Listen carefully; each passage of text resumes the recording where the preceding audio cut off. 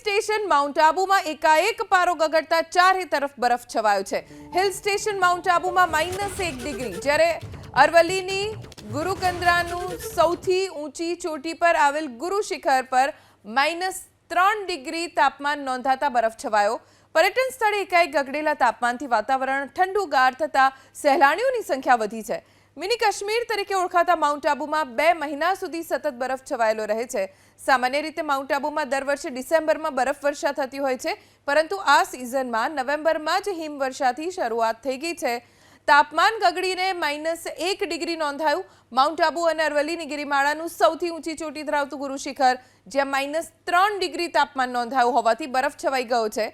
Mount આબુની hotels આગળ park કરેલા વાહનો, બાગ બગીચા, ખુલ્લા મેદાનોની ઘાસ પર પણ બરફની ચાદર છવાઈ ગઈ। વાતાવરણ ઠંડુગાર થતા સહેલાણીઓ મોટી સંખ્યામાં વાતાવરણની મજા માણતા જોવા મળી રહ્યા છે।